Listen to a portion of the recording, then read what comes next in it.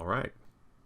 Hello. So in the previous live stream, we talked a bit about Jorge Luis Borges' Tlön, Uqbar, Orbis Tertius. I wish we could have delved deeper into it, so I thought it'd be cool to do like a deep dive video on this here today and kind of read it a little bit and also sort of show you my technique for note takings, which is not very complex. I have a Word document open and I'm going to be taking like notes for each page and just I kind of do this for two reasons. I talked about on the stream. I'm a teacher, and we talked a little bit about how now I'm doing online teaching primarily. There's a lot of Zoom classes because of COVID and that kind of stuff.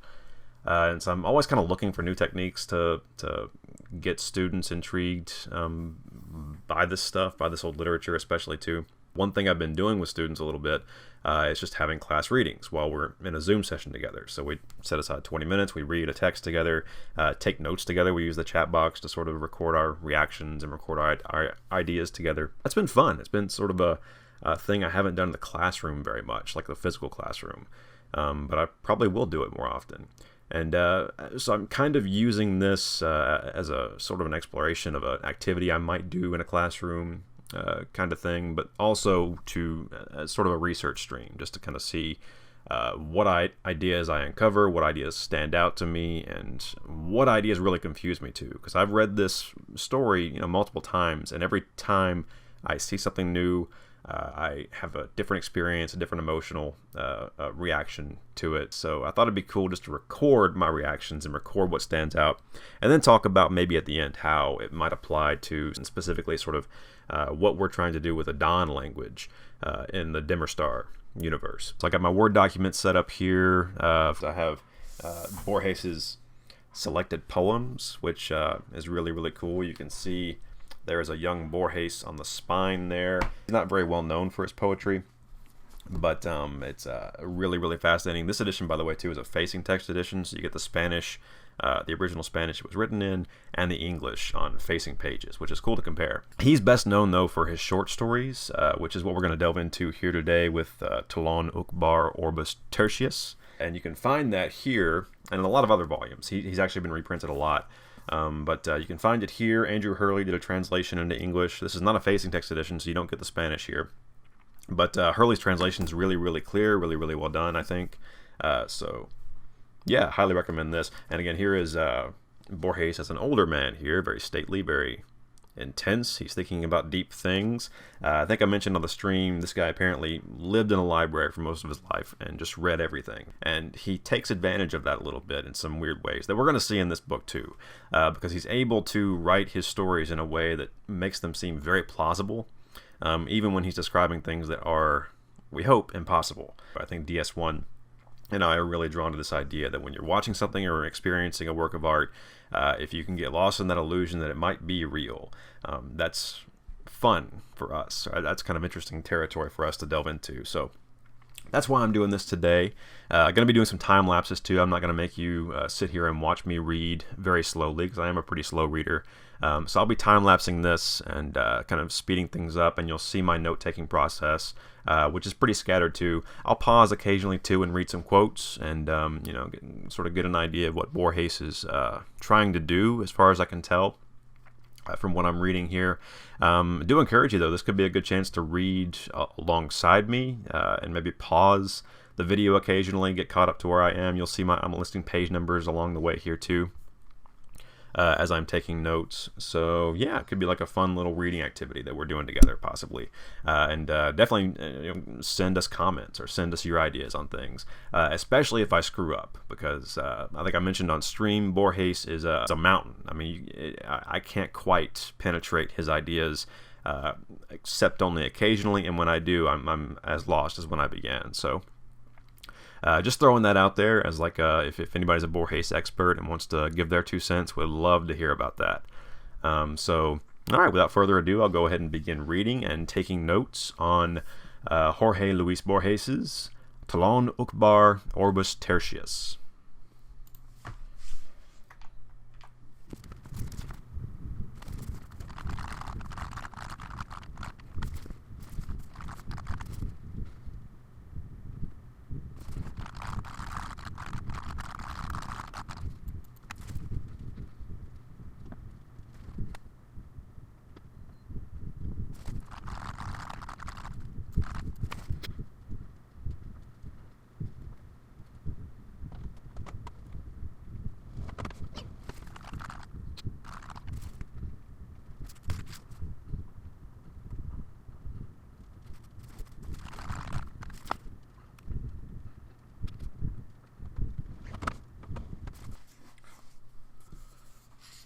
All right, so I've read through page 70 so far, the first 3 pages, and yeah, again, even though I've read this before, it's still every single detail, every single sentence just has a twist that throws every other sentence off.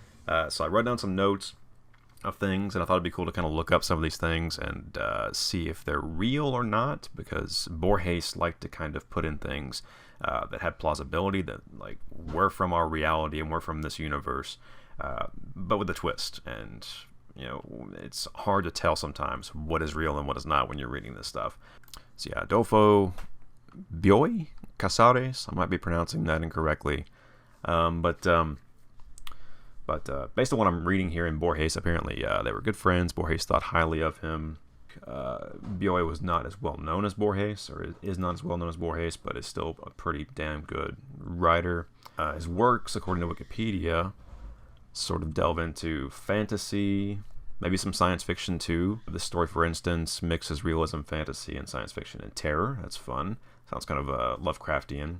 Both Borges and Octavio Paz described the novel as perfect. The story is held to be the inspiration for Elaine René's Last Year at Marienbad. I think I've seen that. Let me check that real quick. I think I have seen that. It's a wild, strange thing, if I'm remembering correctly. And an influence on the TV series Lost. Wow, okay, really interesting. But yeah, Last Year at Marienbad, I think this is the one that I'm thinking of, set in a palace park that has been converted into a luxury hotel. It's been a while since I've seen this. I'll have to go back and look at this, but I'll put this in my notes real quick, though, because that sounds really cool to look into. So Last Year, Marienbad. And so he credits his friend here on page 68 with introducing him to the idea of Uqbar. And I like how he talked about he sees the encyclopedia in a mirror. Mirrors for Borges are really, really important. He brings those up a lot and sort of uses those as symbols to refract other symbols in some really cool ways. Hopefully we can see that again later on in the narrative. I think we do. Quote here, that is when Bioy remembered a saying by one of the heresiarchs of Uqbar, mirrors in copulation are abominable, for they multiply the number of mankind. I wanted to look this word up. I think I know what this means. I'm not quite totally sure what this means. It seems like a very strange word. So let me see if I can make sense of it. Heresiarch means the founder of a heresy or the leader of a heretical sect. Great. So we have that tone early on. It's got some pretty intense stuff going on. And my God, what is that image? I'm not going to show this image, but I need to know what this is from. It looks like it's from a video game or something. Oh, it's Doom, of course. There are heresiarchs in Doom. God, they're scary looking. Okay. So I don't think Borges had the idea of heresiarchs from Doom, but maybe he did. Maybe he did. Sounds like this heresiarch was just a character who wanted to spread heresies and do crazy things. Well, getting back to this, Bioy's memory different from the entry, but superior in the narrator's estimation. So we get a sense that Borges here thinks his friend is pretty smart. Smerdis. I wanted to look this word up. I'm not sure if this is an actual character or an invention by Borges, but let's go ahead and check real quick. So yeah, Bardia, he possibly died in 522 BC, was son of Cyrus the Great and the younger brother of Cambyses II, both Persian kings. There are sharply divided views on his life. Bardia either ruled the Achaemenid Empire for a few months in 522 BC, or was impersonated by a magus called Gaumata, Old Persian, until he was toppled by Darius the Great. Yeah, Borges, when he drops these names, he doesn't drop the easy ones. He doesn't drop like Jesus or Alexander, or the ones we might know immediately. He drops these wild ones that I've never heard of, but I'm now obsessed with knowing about who this guy is. Borges is drawn to this kind of stuff, by the way, too. Any kind of controversies in history, anything where we have two very different views of a historical figure or period, he'll throw that in there just to mess with you and sort of make it difficult, again, to track what is real and what is not real. And again, I'm hoping I'm getting these pronunciations correct. If I'm not, somebody hop in and let me know, because, yeah, I'm not the best at pronouncing. Probably not real then. Yeah, the first entry comes up with Tlön, Uqbar, Orbis Tertius. So Silas Haslam is a created character of Borges. I say he's a created character, and this is what DS1 and I were talking about a little bit too. DS1 had never read Borges before he started reading this story, and he texted me halfway through his reading and said, "Is this real?" And I said, "I hope not." And but maybe it is. So did he come across some strange volume where Silas Haslam was like a legit person in that volume, or at least mentioned. Maybe he was a fictional person in that volume that we've lost forever. Who knows? Borges knew, but now he's dead, so we're not sure anymore. So yeah, that's kind of what you're wrestling with when you're wrestling with Borges. He drops Smerdis, which is a enigmatic figure from actual history, and Silas Haslam here, who is not a real figure. I'm going to put not here just so I know who it is. Let's dive back into the text. We're on page 70, starting part 2 of this text. He's got it divided into sections here. Yeah, it builds. It builds. I'll say that. So let's go ahead and dive back in.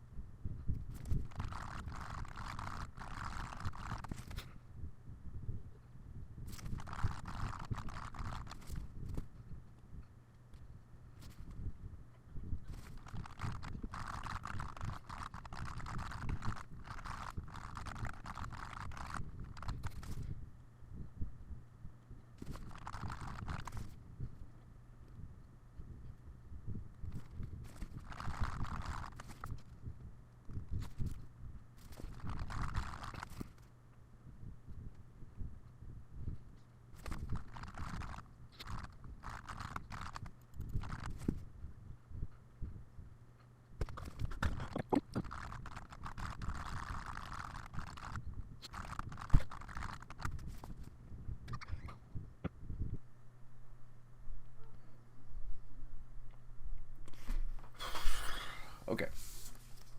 Okay.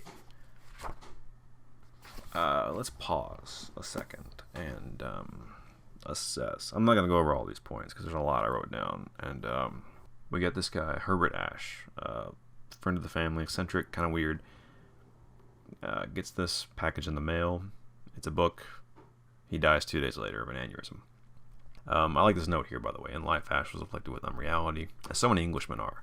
In death, he is not even the ghost he was in life. That's a warning, I think. That's a heads up saying, hey, don't get too caught up in this shit. You can get lost in sort of the dreams that other people have had, and your life is sucked away, as so many Englishmen have experienced. I think that applies in a lot of ways to today's society, too. So yeah, I think this thing causes aneurysm. This book, the narrator then picks up. He feels a strange sensation that he really can't describe, or won't describe. I think he refuses to try to describe it because that might destroy him. It's titled A First Encyclopedia of Tlön, Volume 11, Klar to Younger. And I put a note here, God, I hope that's not real. But again, Borges writes that as if it's something that, yeah, he found in a library, and it's got a basis, and it's got like a history behind it that is just as legitimate as some of these other names. From what I understand, Tlön is the fake country that these folks created. A bunch of different people got together and created it, as you would like in a D&D campaign maybe. But this book also mentions Orbis Tertius and has some entries based on that, which is a fake planet and maybe even a fake cosmos. It goes into that much detail. And I like this image here, the hypothesis of a single inventor, some infinite Leibniz, working in obscurity and self-effacement has been unanimously discarded. So some people around the narrator were saying, hey, maybe this is one guy putting all this stuff together, but it's so complex and so specialized, and the knowledge needed to do this kind of stuff would require an infinite Leibniz. And that's, I guess, Gottfried Leibniz, who, along with Isaac Newton, those two guys are pretty much held up as who we need to blame for what the world looks like today, if we want to, or thank. I don't know. My limited knowledge of Leibniz, I think he's kind of one of the forerunners of the internet, working back in Newton's time too. So while Newton's working on gravity and trying to figure out how things move and why they move in the way they do, Leibniz is doing the stuff needed, the mathematics needed for the basis of what I'm doing right now and communicating on the internet. So that's fun to think about. So it's a group of storytellers putting bits and pieces of this cosmos together, and here's an example from one of those things. I'll highlight this in red, actually. That makes a lot of sense. Yeah, so he just drops these details sometimes. Transparent tigers and towers of blood. Apparently this is the kind of stuff that is in Tlön, or in Orbis Tertius. That's kind of what you would encounter there. Oh, I can't process it. I love to process it, but I can't process it. Again, this is the kind of stuff like most authors would be like, that's their bread and butter. They want to delve into this. So, sci-fi authors would just, oh, the transparent tigers are running around the towers of blood. They're attacking people and, destroying things. Borges, though, just drops it and just leaves it. It's just a detail. It's a minor detail in this stuff. So, yeah. I'm not saying this to be mean, by the way. I'm just saying, thanks for the memories. Anyway, the language here, kind of getting back to the topic that we're here for. I love this detail here. He's describing sort of the language of Tlön, of Ursprache. I think that's how you pronounce it. There are no nouns in this conjectural language, from which its present-day languages and dialects derive.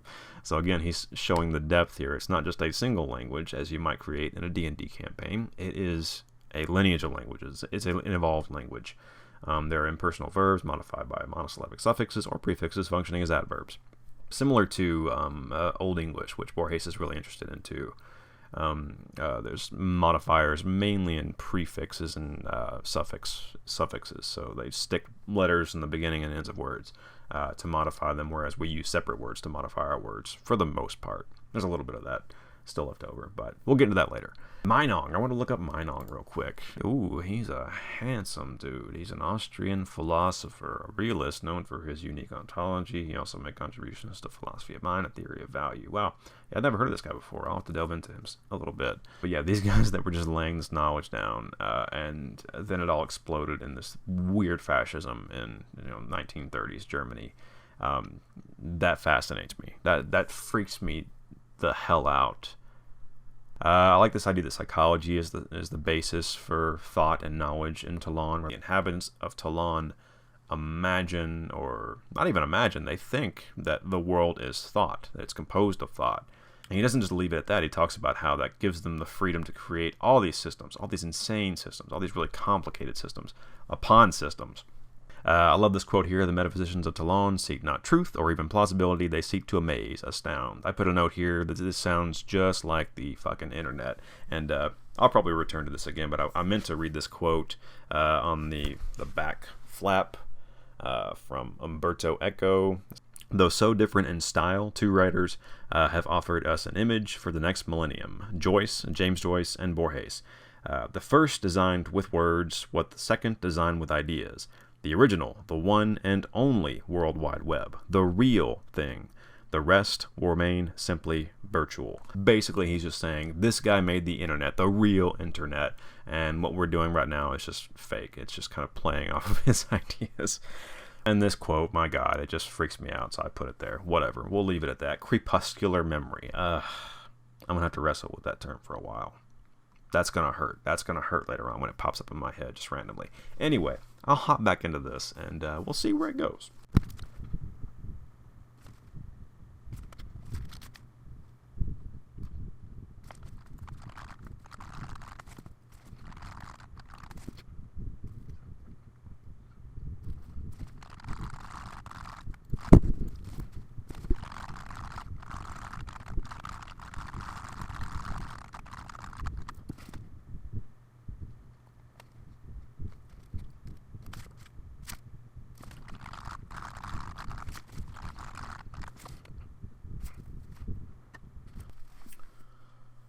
Okay, here we are again. So I've reached the postscript. I'm right before the postscript. This is dated, so far what we've been reading is dated at 1940. The postscript jumps ahead 7 years to 1947. So there's like a gap in time, pretty big gap in time, where a lot of shit happens, I guess. that, like, yeah, Pearl Harbor's happened, the atom bomb's been dropped, 2 atom bombs been dropped, sorry, on people. Sorry, that's a little bit, that's a lot to deal with. This weird idea of visual and tactile geometry. They've split mathematics and geometry into 2 different terms. There's a tactile geometry relating to touch. That's a cool idea. I don't know how to visualize. It's been decided that all books are the work of a single author who is timeless and anonymous. I love that idea. That's a really, really interesting thought there. And that kind of reminds me of, like, Eastern ideas of, like, everyone in the universe being one being, and we've all kind of forgotten that we're one being, and we just kind of are playing hide and seek with each other. That's kind of a cool idea. This one I love. This one just excites me and gets me thinking about world building opportunities and things we could do in Dimmer Star too. Literary criticism often invents authors. It will take 2 dissimilar works, the Tao Te Ching and the 1001 Nights, for instance, attribute them to a single author, and then in all good conscience determine the psychology of that most interesting homme de lecture. I'm probably mispronouncing that, I apologize. But what a cool fucking idea. That's like, you know, you're inventing authorship. So, you know, in postmodernism, you got the idea of the death of the author, where you sort of don't even consider the author's background or their intentions when you're doing literary criticism.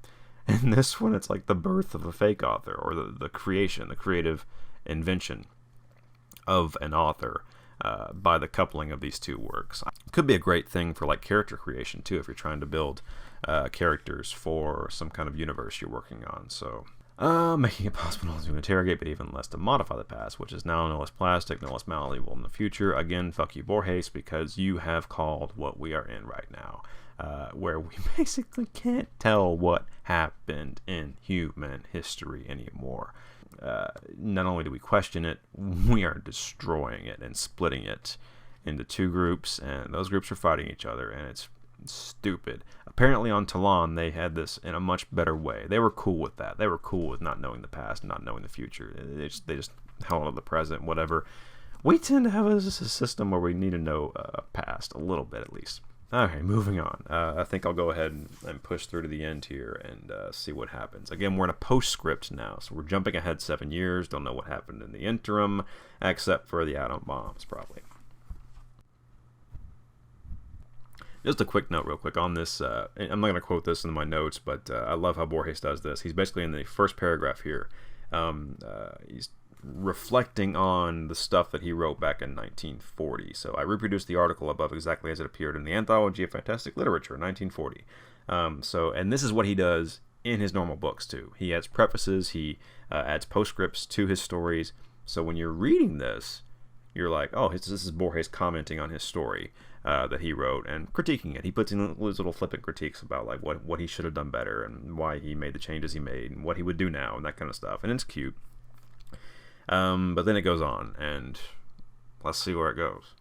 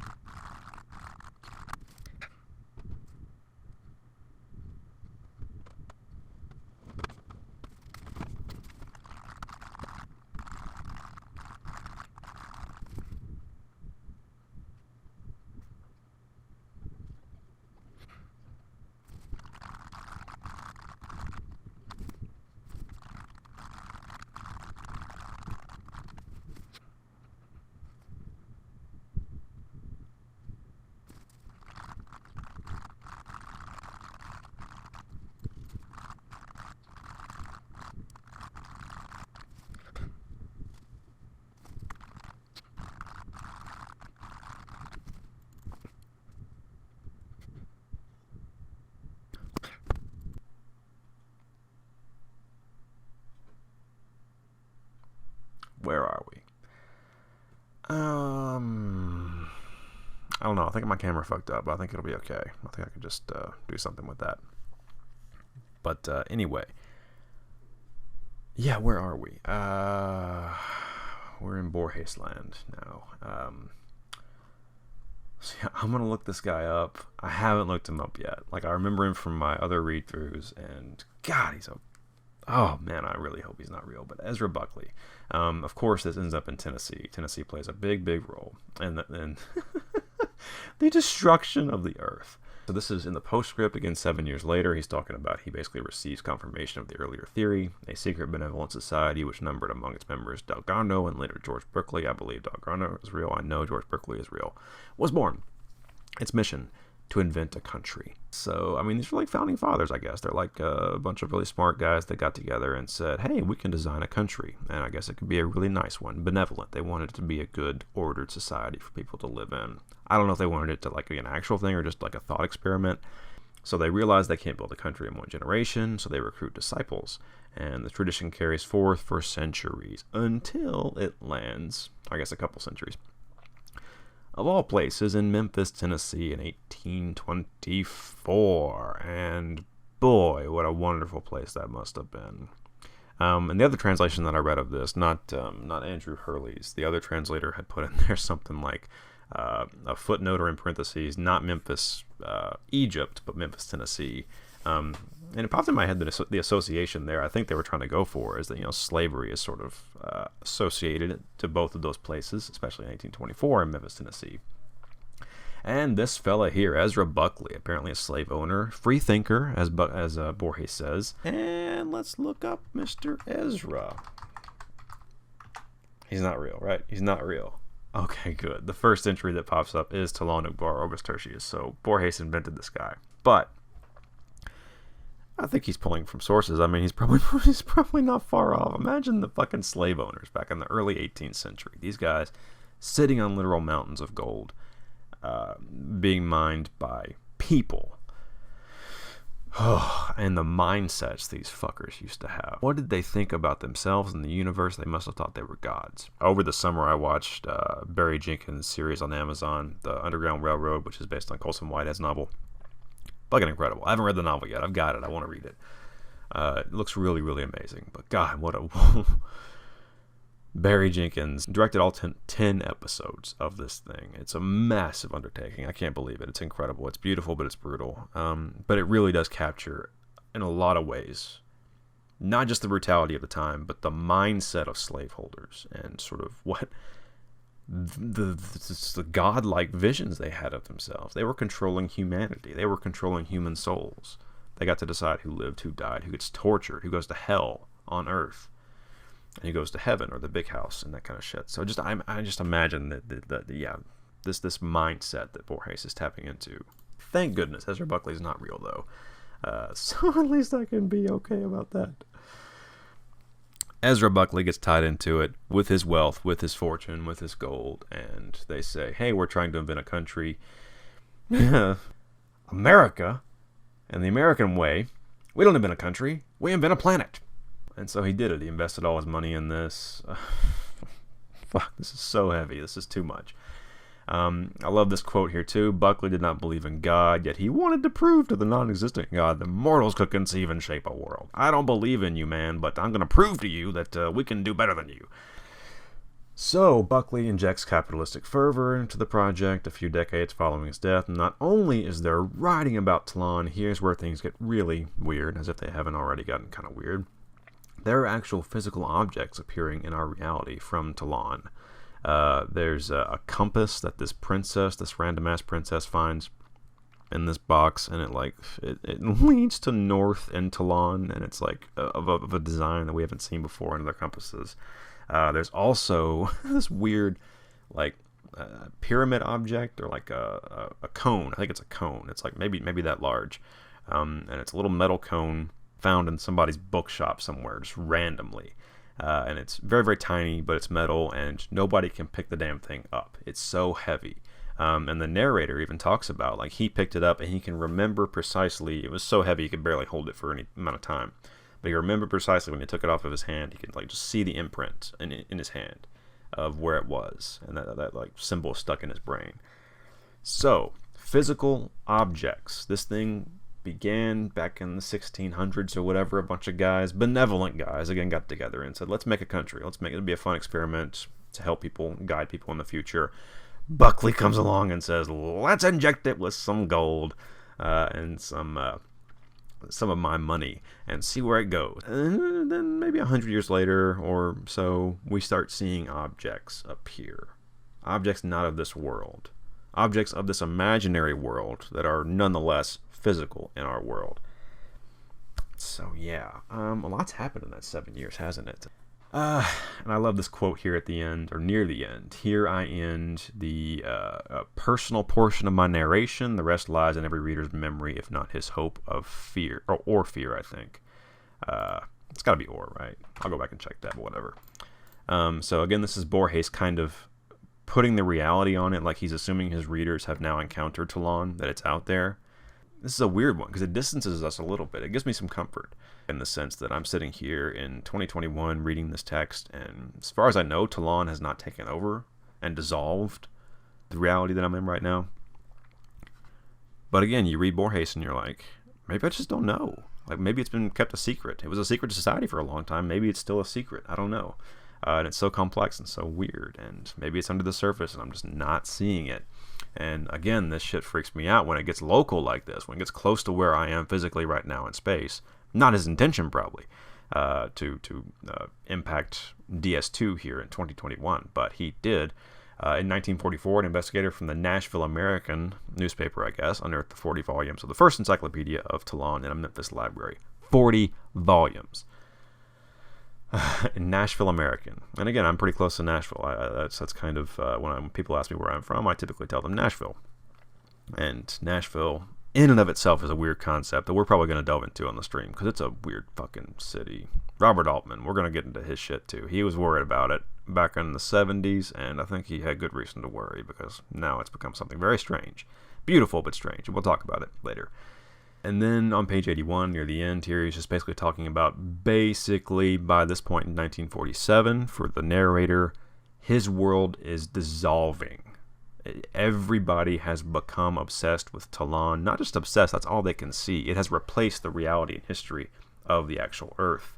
Kids are being taught Tlönic languages in school. The history of Tlön is replacing the history of Earth and shit like that. And he says like mathematics and physics are like the last holdouts. They're the ones that are really trying to hold on to what they were before Tlön and was injected into the world, but they will soon fall too. And I love this quote here. I'm just going to go ahead and read it. The truth is, it wanted to cave in, it being the world. 10 years ago, any symmetry, any system with an appearance of order, dialectical materialism, anti-Semitism, Nazism, could spellbind and hypnotize mankind. How could the world not fall under the sway of Tlön? How could it not yield to the vast and minutely detailed evidence of an ordered planet? Yeah,